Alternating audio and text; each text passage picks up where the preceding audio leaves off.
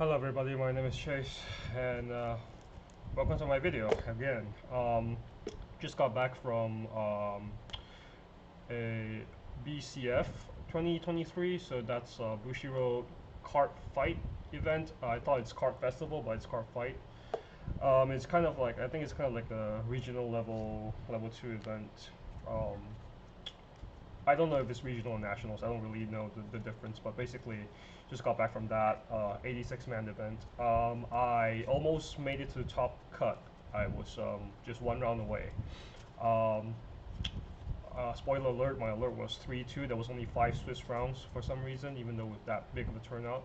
Don't know how that works, but it's fine. But yeah, that was my final record was 3-2, and couldn't quite make it to top 16, which was the top cut. And let's just get right into it. I want to talk about this. Where should I start, really? So I ran with D-side, mostly for like quote-unquote waifu purposes, but D-side is actually really good into the meta, as um, if you're sort of like keeping in touch with any of the Japanese side of the tournament reports, you will find that there's a couple of people that are running D-side, specifically for the level 1 memory package, because the meta in JP Weiss right now is just, I guess English Weiss as well, is just running around with Alice, the Sword Art Online Alice. So it is a pain to deal with. It's pretty much probably slightly higher than tier 1 now, if this wasn't like a game where people just didn't give a shit about the meta and they just mostly play what they want. Kind of like the first few Wild West of Swiss round in like a big Yu-Gi-Oh! Or Magic tournament where you would make a bunch of rogue decks, except, for this game, it's just the entire tournament. That's basically, that's fundamentally how Weiss as a card game is. People, including myself, would just play whatever we like and disregard the competitive meta, because if there's anything this game has taught me, is that this is the one game of all games where you can actually come back from or we can actually eke out a couple of wins against the top tier meta decks, because it's only best of 1. It's not a very high sample size to get over certain decks. So yeah, probably should have just arranged all of these before I hit record, but we'll talk about stuff throughout the thing. This might be a quick deck review. I mean, a quick deck profile, or it could be a comprehensive one. Depends on how much stuff I want to talk about. Considering that I've already been talking on and on about 3 minutes for fucking nothing, probably might be a comprehensive one. So this is my top end. Nothing special. As if in case anyone, all right, I'll explain the deck as if people that are watching this video for some reason somehow does not know about D-side, or maybe like you just haven't been playing the game for the past 2022. Where this deck before it got hit, it was the reigning quote-unquote tier 0 list. It pretty much was tier 0, honestly. Like, there was just nothing better to play. I guess Superstar was the thing, but yeah. Anyway, so this is the top end, the Randou top end. This is the Kirito at home or at Walmart, depends on which one you like better. The climax combo is basically on attack, pay 1, discard 1, burn 4. It's last shot. It's very simple, and there's going to be more to the combo, which I will explain later, but for now, keep that in mind. This is your top end, and yeah, I will explain that. I will sort of introduce the deck slowly as we as like starting from the point of the important spinal skeleton structure, which is the top end and the middle pillar, as it were. Sorry, give me a second. Yeah, just like this. This is the level 1 combo. This is also Randou. On attack, reveal top with the combo. Salvage, you're waiting for the level lower. Now, very weak combo. This is literally a trial deck combo. The reason why this was played was because before the ban list, there was a blue memory package that you would play alongside it, and instead of this is the current yellow memory package. Um, and because you would play that one instead, which was much stronger, you would play the blue level 1 combo Randou. Right now, that package is banned, I've seen most lists um, opt to run the yellow level 1 combo instead, just like on attack top 3 or something. It's also this girl. It's just a different cards altogether. It's a double R. That is an okay choice, and also it is literally a choice. Um, the problem, I guess, quote unquote, would be that it is well, first of all, I'll just get this out of the way. The reason I'm picking this is for waifu purposes, waifu picking purposes, but also I believe that 8 hands is just makes your memory shenanigans much more consistent than choice. I haven't really tested choice at all. I only know what it does, so I only know about it in theory, like how it's gonna perform in theory, which is not the best way to go about critiquing other decks. However, I definitely do think that that because of what I said about how you want to do your memory looping shenanigans, 8 choice makes sorry 8 arches, I guess, arches slash pans makes a lot of sense.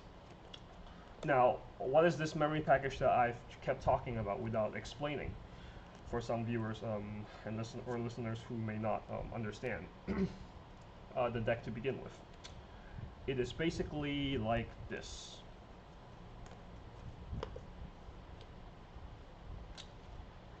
There are several moving parts to the memory package, but it's basically like this.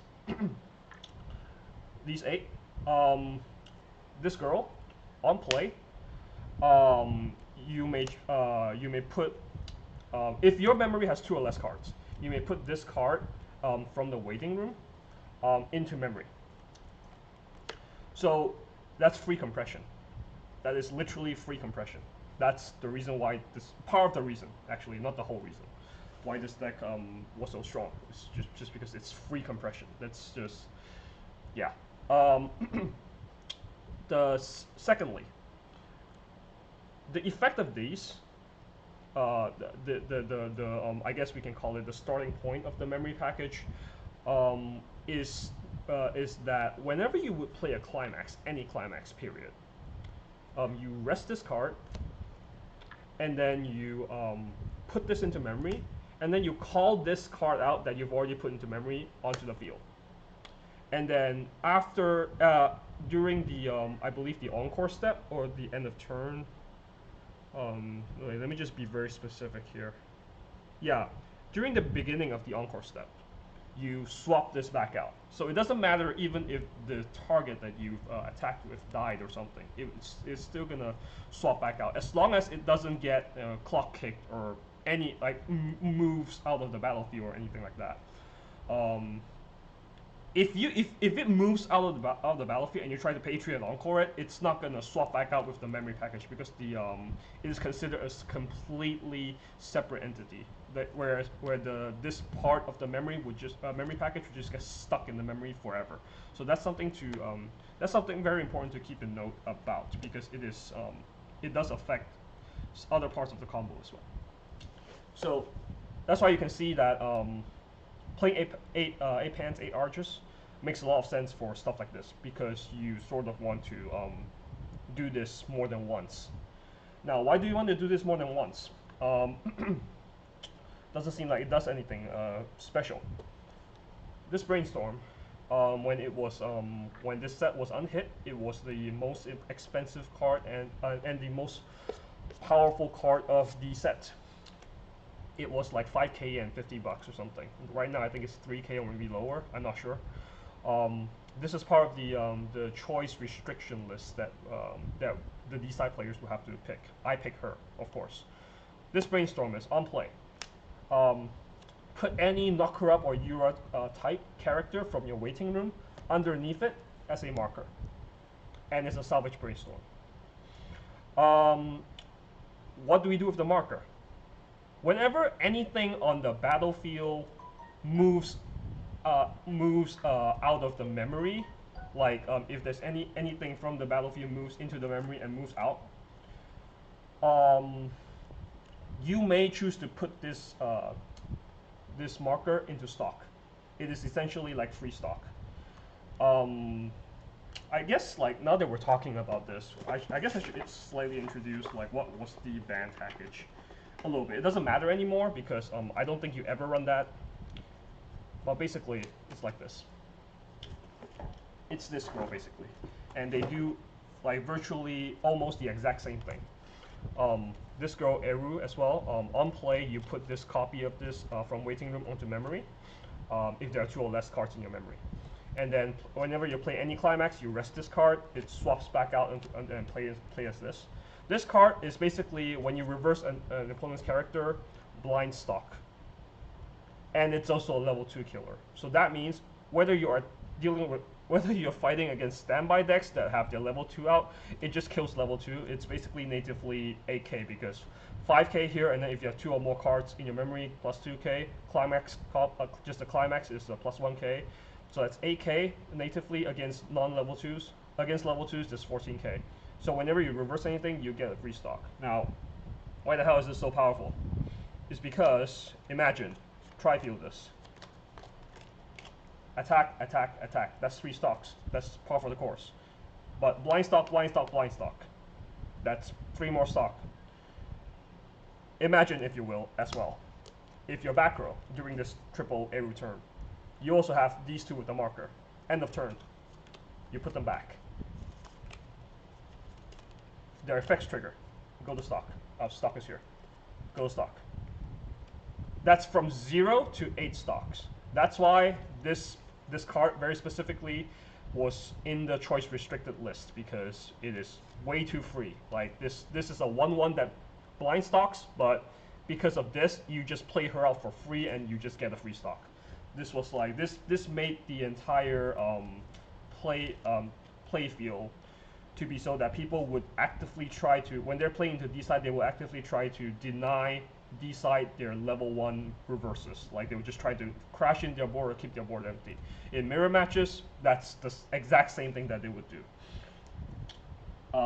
The new one is less broken, but it is also broken for another reason, funnily enough. This one, when it comes out, when it comes out and if you have, I believe, sorry, give me a second. このあなたの思い出にアリアが秋が 2K. Okay, oh yeah, okay. It doesn't really check how many it has. When it comes out, and if you have this card in your memory,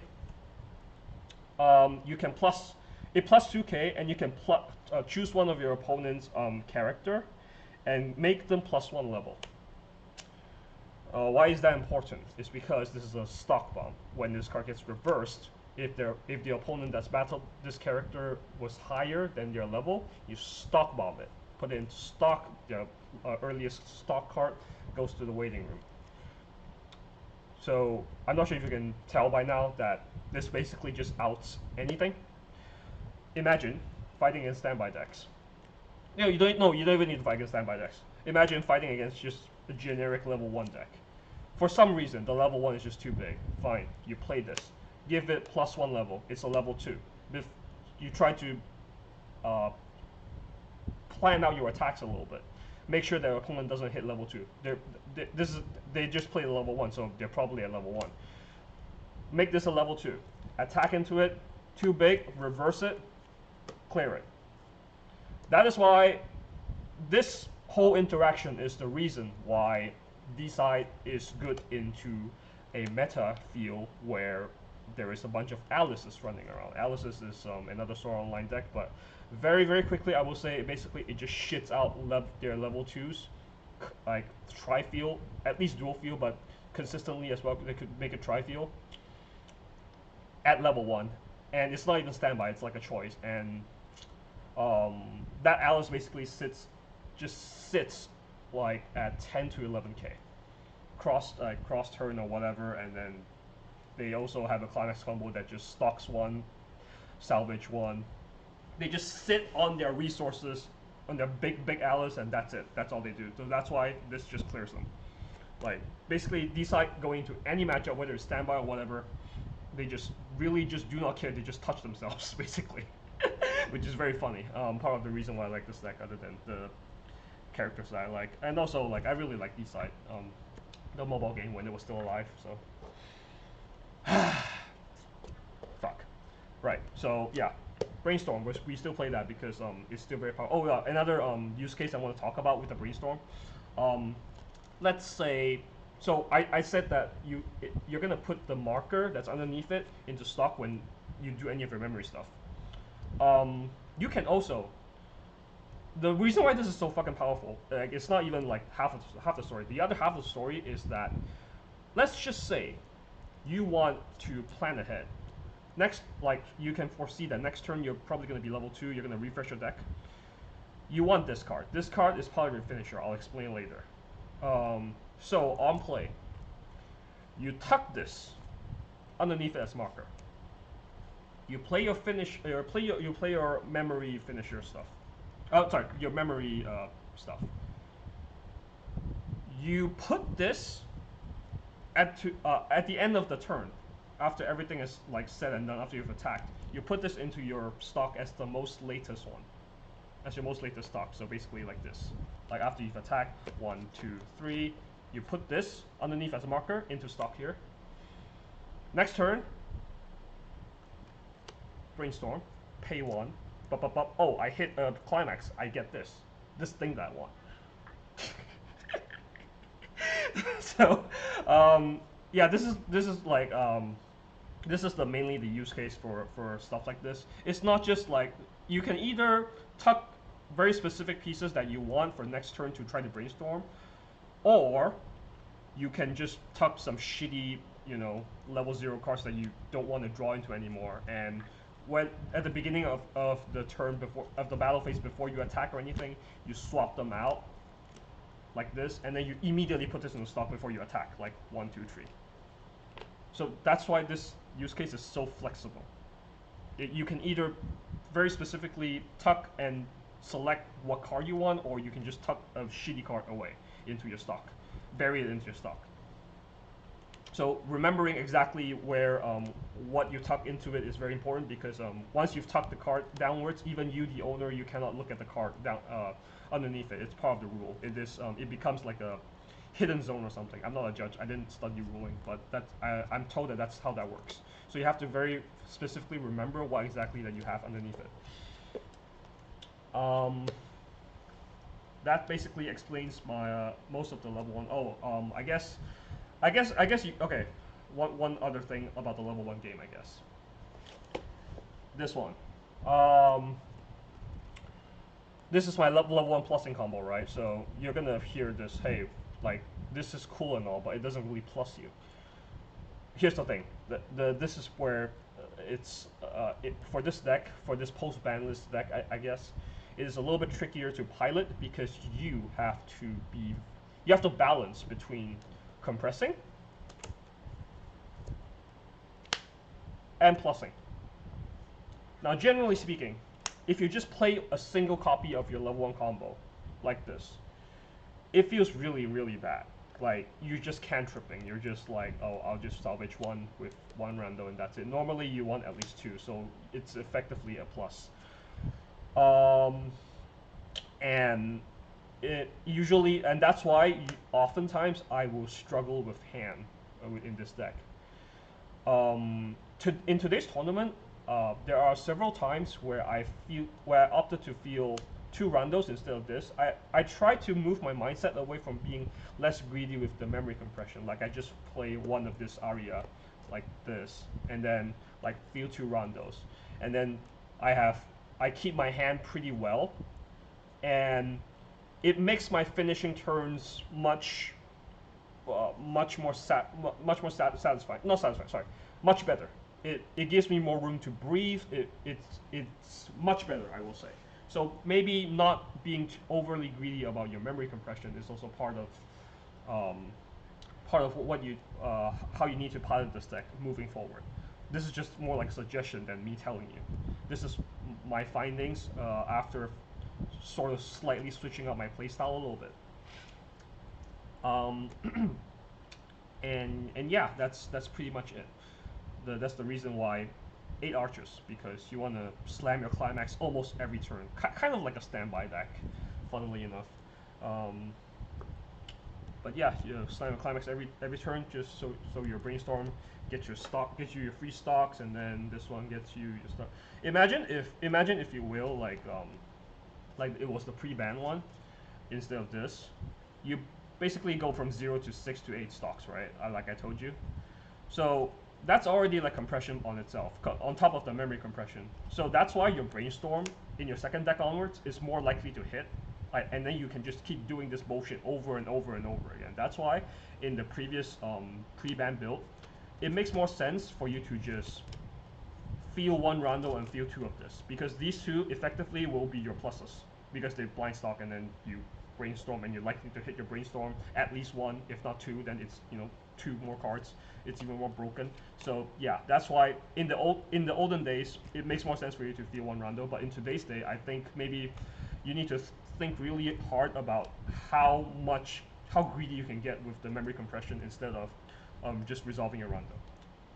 And also, what I guess one last reason why I do prefer the level 1 Randou combo over the I guess I can show you the card. I have it. You know, I have the playset of it over this. This is the one that most people run. It's a choice. It's on attack top 3 at 1.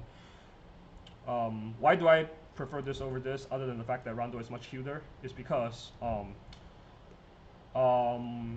this brainstorm is the most powerful thing you can get in the fucking thing still. Like, just attack this, review any card, a climax, a level 0, just get this card. It's a level 0. That's it. The brainstorm is just one of the most powerful things you can be getting. This is just less selective. Also, there's one very, very important thing I need to I need to clarify, and maybe I'll try to timestamp this. Okay, 22:30. Okay, this Aki, you need to read it carefully, because she is a Urajima. That's all. She is not a knocker up. This is very important because Randou only salvages knocker ups. This guy, it's an on-death Ricky, only salvages knocker ups. This fucking event, it's a warehouse event. On play, it's like a brainstorm, quote unquote. You you flip 3, put them into waiting room, and then for the amount of not corrupt characters revealed this way, you salvage the level X and or lower. If you review an Aki, it doesn't count. It took my friends and I pretty damn late, like I think even at the end of this deck's lifespan, like when it got hit or something, or maybe even after that, that we just realized that Aki is not a fucking knocker up. And I should know better because I sort of know the story a little bit. Because like in the story, like she's like the Randou's like real life friends. I think she's dead if I'm not mistaken. I don't remember the actual story. I never played too deeply into the game, even though I liked it. But yeah, that friend of mine actually told me a very funny thing is that he's from like North America, so and in a very specific part of North America where there's a very big Weiss scene, and I think he told me that almost everyone was using this at the early parts of this deck's lifespan, because they're trying to compete and trying to win. So this is like a tier 0 deck basically. Apparently, him or his friends didn't know this distinction, so I'm kind of wondering like how many people mistakenly use like the like try to use the Randou to salvage the Aki or something like that. This is not a knock on anyone, okay? Just so you know, this is just so easily missable. Like it's just like card game players can't read cards. Well, yeah, it's because it's so easily missable. You just assume that there's no trait problem in the deck. There is a trait problem in the deck. It's the Aki. This card is very important. I'll explain later. But basically, yeah, just watch out for that. Like, yeah, it does kind of surprise me how a lot of people didn't seem to know that. At least a lot of people that I talked to didn't seem to know that. So yeah, I'll just watch out for that. uh, and I think that's about it I want to talk about in my level 1. Actually, I guess I touched a little bit on this event. This event provides you milling. So as you can sort of hear, sort of get the picture a little bit with how you want to memory compress and you want to get this from your waiting room into the memory. Um, the the main game plan once you start the game is to like turbo mill. That's why in your level 0 game lineup you have this girl. Also Eru. She's the main protagonist, female protagonist. Um, on death, discard 1, top 4 at a level 1 or higher. So at events or whatever. Mill 4, it's a mill. This is just a on death Ricky. Salvages knock her up as well. Cannot salvage this. Salvages knock her up only. Um, does not restrict itself to level 1, so salvage anything. So it's very good. Also a beater on play, gain 1/5, so it's a 3/5 beater. This card is also a beater. If you have 5 or more cards in hand, it gets 2k, so it's a 3k beater most of the time. So yeah, level 0 lineup is pretty fucking broken as it is. With all the on top of all the utility that it has. This is a climax swapper. It's a TD climax swapper. The correct thing to do with this climax swapper slot is actually to play this card.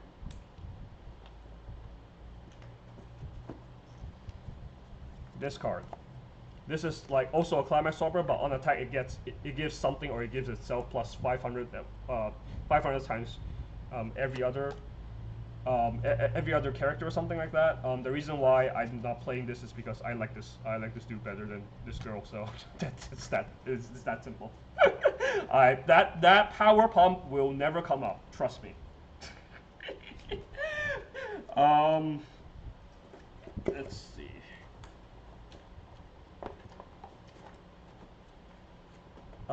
And no, this is not the reason why it completely got cut off the top cut. But yeah, the power pump will never come up. Trust me. I'm not lying. Right, and this is your all-star level 0 lineup, like Brainstorm, Climax Swapper, these two that I just talked about. This is also your, like I said, on play mill tree and salvage for X level and lower. Also your milling. Pre-ban, this used to be like 3 copies. Now I'm playing 4 copy. I'm very comfortable with it. This just gets you back into the game basically. Like in the games where you do brick a lot, this really helps you. Just yeah, I think it's 4 copies. No brainer. These two, I'm thinking of even bumping them up to like 3 copy. The 3rd copy would be my just replace it with my early play healer. This is just an early play healer. It doesn't do anything else. The reason is that there are, like I said, you just need the climaxes. Like climaxes are so important. So even in 8 arches, if there are ever times where you just do not get your climaxes, this gets it. On play, pay 1, discard 1, look up to top 3, add any card into your hand. This is to dig a climax. Extra effect, you may shuffle 2, I believe, yeah, two characters into your deck, and this card gains 1 more soul until the end of the turn. Now, the second effect was actually what sold me on bumping this from 1, which I used to play, to 2. And it's not just for looking for climaxes. I've noticed that there's another use case for it is like, since you turbo mill so much, there are times where you will get yourself to a deck state where it's, or not deck state, but where you get yourself to a deck count where it's kind of awkward. Like ideally, you probably want like to start the battle phase with 4 cards left, right? So you attack, you leave 1 card left, your climax can refresh back into your waiting room, stuff like that. This card could, like, if you shuffle the 2, it's come up to me more often than I would think. You shuffle 2 back, and then you like sort of increase the card count in your deck a little bit more, and then you just can get to refresh your deck climax back in. So that use case is very small, but it does come up, and I think it does affect things a little bit. So yeah, I'm happy to include this minimum 2. I could bump it up to, like I said, 3. This is just an early play healer. That's all. The condition is 2 or less climaxes. The reason why I'm playing this is because just in case my main level 2 game plan, which I'm getting to now, is just nowhere in sight, then this is just like an emergency button. I'll just play this to heal. That's all. Like that's it. It's nothing. It's nothing exciting, really. Now the top end again. Like I said just now, top end is last shot, right? What did these 2 cards do? These 2 cards the Randou is a level 2. On play, put this card from waiting room into memory. Damn, that's crazy. It's like the same memory package again. When you play this climax, same thing. Rest this, go to memory, swap this out. This level 3 last shot finisher combo comes out at level 2. Yeah, you burn 4 at level 2. Now, some of you listening to this are going, wow, that's crazy. Burn 4 at level 2 is fucking crazy, bro. It's like, I am probably one of the few people in the world with this extremely blazingly controversial opinion. I think burn 4 sucks. I think if this were a burn 3, this would actually be more formidable. Hear me out. Burn 4 into, so like I said, this finisher comes out at level 2, right?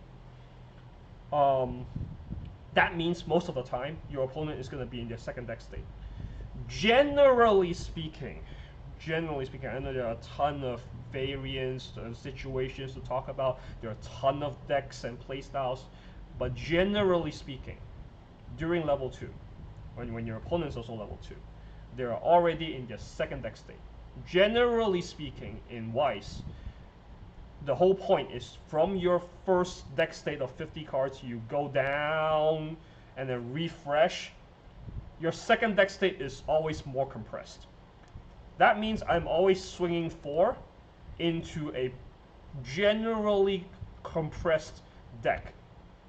Like, not even talking about, oh, I'm gonna intentionally like compress myself or stop compression. I'm not even talking about that. I'm just talking about if they play the game normally, and if they don't trigger too many climaxes. Maybe they trigger once or twice here, but they play it out and then they trigger clean. Whatever. A general level, the burn 4 almost never sticks. And I obviously did not actually keep track of how many times it sticks, how many times it did. I didn't compile this data to reinforce this argument of mine.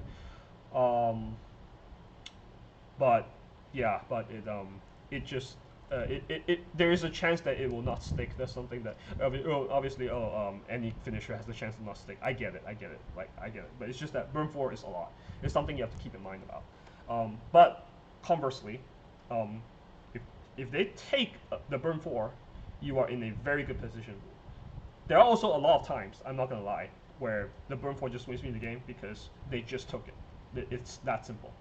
So maybe I should rephrase myself. This doesn't suck, but it's not as ban-worthy as everyone is making it out to be, especially post-ban list. Now, and I'm also getting into it right now. Where do I put this? Okay. Level 1, like I've explained, you either feel 1 to 2 copies of Randou and then 1 to 2 copies of this. Something like that.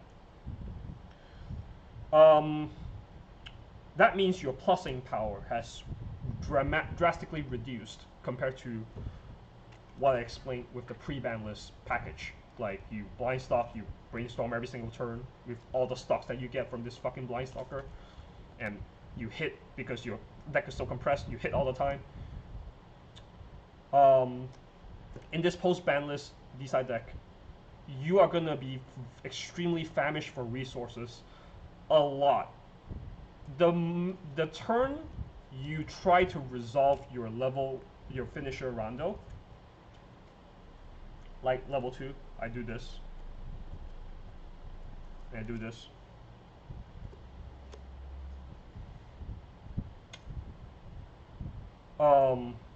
That usually makes it so that you're gonna have depleted your hand and stock resources entirely for you to almost have no more follow up. Maybe you can follow up like maybe one more lane, or if you're lucky, two more lane, which is ideal. But after you use the finisher once or twice, you're just dead. Like you're just uh, relying on vanilla swings at that point. That's the reason why I went off a tangent on talking about the burn 4. If the burn 4 ever cancels or something like that, or and they're in opponents in a much more compressed deck state or whatever, you might just lose the game because your burn 4 never stuck. You're just so far behind on damage at that point. So maybe if you know that your opponent's in a very compressed deck state, you don't even use the finisher. You just use these, call these out as an early play healer. Like that requires a climax. Like that's not too terrible, honestly. But playing Randou, you have to keep in mind of anti-changes. Like I said, the proper way this works is like you play these two, you play this climax combo with this. They rest themselves, they go into memory, and then when these two Randous are in the memory, they jump back out like this. If the opponent anti-changes one of them because you fronted, it gets out of the way, and these two are stuck in the memory forever. Even if you try to like Patriot Encore this, it's a new entity. It's gonna stay on the field. Now obviously you think, oh, stay on the field, that's better. Well, it's 10k or 9k at most. Like it's not gonna survive, trust me. So it's gonna die. So yeah, like siding or whatever, like is something that's big in D-side. There's oftentimes you're gonna be siding into this because you don't want these to get stuck in the memory too much. Now, the burn 4 condition is actually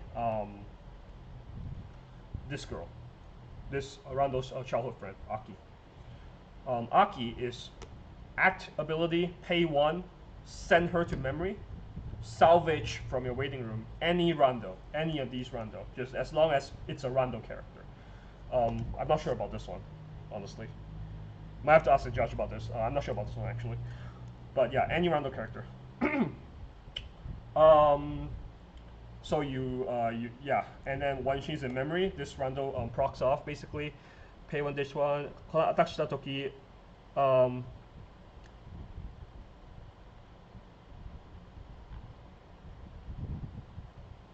wait, sorry. Wait. Actually, wait. Let me double check this.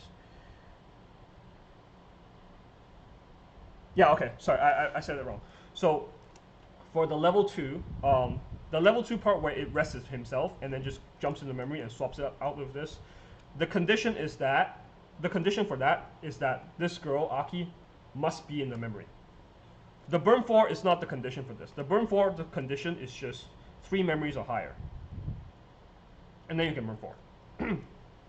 The memory condition shouldn't be a problem generally because you would get this, and you would get this. You need this to even change to begin with and stuff like that. Yeah, so generally it's not going to be a problem. And also this needs to jump back out anyway. So yeah, this counts. So yeah, that's basically it. Some little bit of a final thing to talk about with the finisher, or rather like interactions, neat little interactions with the finisher. Or rather not really like with the finisher, but it's like how you play the thing. Usually, the way I sequence my plays is like this. When I know I'm close to refreshing into my second deck, I'm gonna basically usually play the brainstorm, tuck one of these two level 2s here like this, or tuck one of these level 3 Randous, depending. Here. And like I said, once you've done your memory stuff, you go to stock and then you can maybe brainstorm them out, or you can just, hawk for this Aki, and then you know that this card is in here, so you can just play the Aki, pay 1, send the memory, salvage this thing that you just, most recently put. That's stuff that you have to keep in mind of. And because the Aki is like off trade, she's not knocker up, you need to remember that the brainstorm and this guy and hard drawing it is the only way to grab the Aki. So there are times where you have to balance sandbagging the Aki or throwing it away because she's a dead card in your hand at that time. And also the reason why you put this into your memory, I mean into here and into stock is because you want this in the waiting room, and so you can play this a rondo and put this into memory, which is just pretty which is exactly how it works. The other neat little play that that I can generally do, or that I generally do is because of this brainstorm like ability to tuck cards and give me very specific card selections, I've come to utilize my clock zone as with a very similar function, where if I'm at level 1, let's say I'm at level 1, I have either this card or this card in hand, and I know I want these at level 2. I'll clock them here, or whatever. I'll clock one of these here. And then passing turn, after you've refreshed your deck and everything, and once you've hit like level 2, in your second deck state, these two cards are going to be in your graveyard in the second deck state. Of course, if you get rushed up or something, it might fuck up, but it's not perfect. But I'm just saying that this is another use case you can do with like using like tucking your very specific cards into your clock zone. And this doesn't necessarily just apply to D side. This applies to any Weiss Schwarz decks brainstorm that salvages. Like this, funnily enough, this deck sort of teaches me, sort of taught me a little bit about that. Like if you like want your brainstorm salvage targets at a later time, you could potentially just clock it in your clock zone just to save it for later. And then once you, it's pretty neat interaction. That I'm sure a lot of people also were doing, because that's part of the reason why I like this deck. Even in whether it's pre-ban list or like the current post-ban list, as much as I am usually on autopilot with this deck because I'm so used to it by now, it does require a lot of thinking and sequencing and weighing risk and reward in risking certain plays like milling out your deck or stuff like that, because you want to be greedy with your memory compression, or you want to balance your resources. Like I said, you either feel 2 rondos or you feel 1 of this, or you maybe don't want it. A lot of decision making. Oh wait, this is a stock swap. You just need a stock swap. If your set has a stock swap, play it. Like it came up for me today, and I'll just say that. And the guy was extremely compressed, and I just stock swapped him. It's just stock swap will never be irrelevant, ever, unless they print something that says your opponent cannot play stock swap. That's the only thing. Yeah. So there's a lot of decision making in all of these, and in an actual sanctioned level 2 tournament, it was 30 minutes today, so that's actually very few little time. Like I'm usually more used to 35 minutes, and then like even 40 minutes because the last 5 minutes is like overtime, sudden death. But for my event today, it was straight up just 30 minutes, and once it's up, it's double loss, no sudden death, like just straight up double loss. So yeah, it's due to those decision making, it's gonna be pretty hard to play fast sometimes. And also you need your opponents to play fast as well. That's also another thing. So yeah, a lot of moving pieces, decision making under the decision tree and stuff like that. That's what makes this deck extremely fun for me. Usually in card games, especially in Weiss, I don't really look for decks that are like fun. I just look for decks that has like the characters that I like, and I just play them. Even if they play like shit, I'm just gonna like say, yeah, I like the deck. I don't care. But this deck has the best of both worlds for me, and these are in general, not just like Rando and stuff, and this guy Shurichi. But these are in general was just like pretty enjoyable. I guess IP for me, even though I never quite got too deep into the mobile game when it was still alive. So maybe I shouldn't be saying that, but yeah, that's how I feel about it. It was it's all very nice and stuff. So yeah, final thoughts. I think whether or not Alice is the main meta threat, this deck is just gonna be around. Like, and because of me saying this, I'm really, really, really hoping that they don't ban it because I genuinely do not think D-side is worthy of a ban anymore. Like, anything they do is just like fine. Like, I mean, yeah, sure, this like just unconditionally clears the board, but not quite. Sometimes like, oh, they level up, and it's out of your control, stuff like that.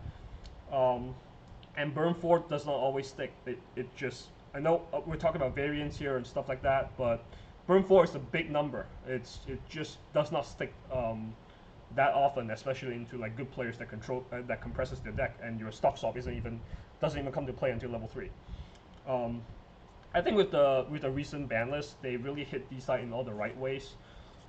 We even used to have a early play free fresher. The condition is 5 or less cards in deck, and we play the early play, and it free freshes, and then it searches for a card. I think honestly, like that was the actual problem. That was the bigger problem. This card. This was a bigger problem than this, honestly, because this, like I said, free fresh. That's already a heal, and it searches. Most free freshes just draw, but this searches, so the plus is selective. From and it gives the front row 1,500. Why the fuck does it does so many things in a single card? I think this was 100% like the war criminal, alongside this and this. Basically, these three were the choice restriction, and yeah, this was 100% like I think it was even kind of underrated in terms of how busted it is. Like everyone was complaining about this and this, rightfully so, but like this card just this just does so way too much in a single card. Like I'm yeah 100% like, but yeah like after this ban list, I think they've hit it right. Honestly, like it's a fine deck now. It's always gonna be, I guess, maybe tier 2 or maybe rogue competent. It's a solid choice you can bring into a tournament if you care about winning, and instead of breaking, a deck that you like instead. But this is the deck. Oops, this is a deck that I like. That's why I'll probably be bringing this and my SAO deck into any big tournaments in the foreseeable future. Oh, I guess one final thought. I've been rambling on really long. I'm sorry, but one final thing. So today I 3-2. I lost my last game due to me myself sort of creating an illegal, or not illegal, but like an irreversible game state. Um, like basically, I think what happened was that I had a last card in my deck, and then my opponent was attacking me, and then I flipped the card up, and then I shuffled. But what ended up happening was I flipped the card up, like this was my board or something. I flipped the card up here, like this. Like almost perfectly like this. And then I just shuffled. And then after that, I just took the refresh damage and continued taking other damages. And my opponents and I only figured out that there's a card here randomly for no reason. And I was just like, oh shit, I guess we have to call a head judge now. And the head judge deemed that it's gone a little bit too far for it to be reversible. That's why, and because I'm the one that's shuffling the deck, and this card, neither of us or nobody knows where this card exists. Even I couldn't confirm it. And even if I could confirm it, it's sort of like my word against his. There's no real proof or anything. That's why, because of this, like I had to be given the loss basically. So another lesson to be learned about this is, I guess, don't get caught napping, I guess, because apparently I'm blind. I couldn't see. Not only am I blind, I couldn't keep track of the board state apparently. So yeah, if you're joining like a actual high level event, pay attention. Pay attention. I know it's 30 minutes. I know it's very fast, very little time, but pay attention. That's extremely valuable thing that you can do. And also get enough sleep. I only had like 4 hours of sleep last night, which really contributed to all this. No excuses. I'm dog shit at this game, but yeah, I was very confident in that game too. I probably could have won, could have gone to top 16, but it'll be what it'll be. And yeah, thank you so much for nothing else. Thank you so much for sticking around to this point if you still are somehow. I don't think there's anything else I want to add or say. And I will see you tomorrow. Tomorrow's Vanguard, so I'm probably gonna do the same thing as well. Tomorrow's WGP Vanguard, so I'm gonna probably do a WGP deck profile for Vanguard as well, and probably just cry about how much I suck at the game. Yeah. All right. Thanks for listening up to this point, and have a good one.